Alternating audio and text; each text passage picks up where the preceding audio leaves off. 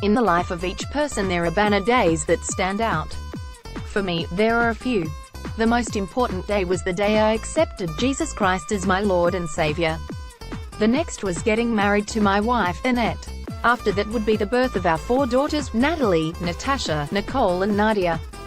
Following that would be the day I spent with Dr. Billy and Ruth Graham. I will forever be grateful to God and Dr. Graham's daughter, Ruth, for allowing me this privilege. The weekend started by spending a few hours with George Beverly Shea, Dr. Graham's soloist. He went to be with the Lord in 2013 at 104 years old. I was only going to stop in and say hello, but a few hours later I was still there. We talked about music, George sang, I played some piano, and then he sang some more. Soon he showed me this incredible pipe organ and played a few tunes.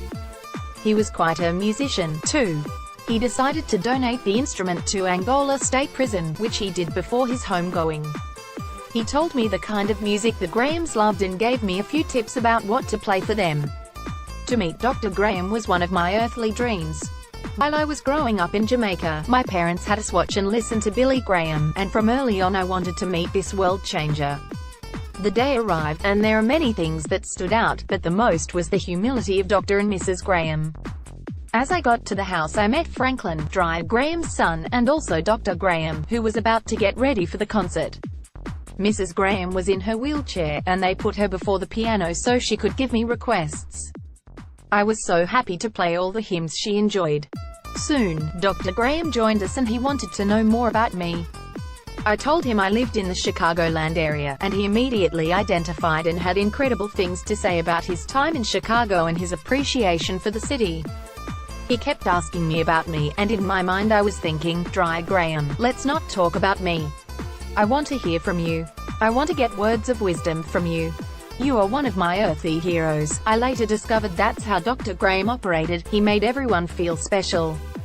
We talked about various subjects and soon I asked him his opinion on what to do to have a good marriage. He said you need 2 people who are very forgiving, and, for the most part, it's going to be the wife forgiving the husband. I said to myself, I am in big trouble. If Billy Graham's wife has to forgive him all the time, I am in trouble. I can see my wife Annette smiling, and saying, preach, Dr. Graham. Apart from playing the piano, I did my Louis Armstrong impersonation on When the Saints Go Marching In.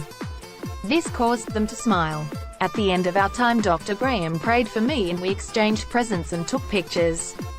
Having this mighty man of God pray over me is something I will treasure all my life. After our time was over, I went to the hotel and spent 2 hours just worshipping the Lord, thanking Him for allowing me the privilege of spending time with my hero, a man whom God used to change the world. I knew this was a tremendous honor, but the magnitude of the day really hit when I read Dr. Graham's biography, Just As I Am. I read about all the world leaders who sought him for counsel, leaders of free nations, leaders of communist nations, celebrities, the rich, the poor. Status did not matter to him, he cared about each person individually. In the days of apartheid he was the first to hold integrated meetings in South Africa. In America, he held integrated meetings against the wishes of many. One story that stood out to me was a trip the team took to Europe. When they got there all the members of the team were allowed to check in, except my dear friends Dr. Howard Jones and Dr. Ralph Bell.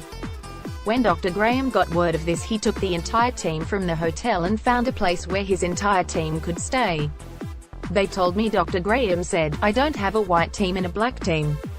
I have one team. What a man of integrity. Personal integrity trumped everything he did.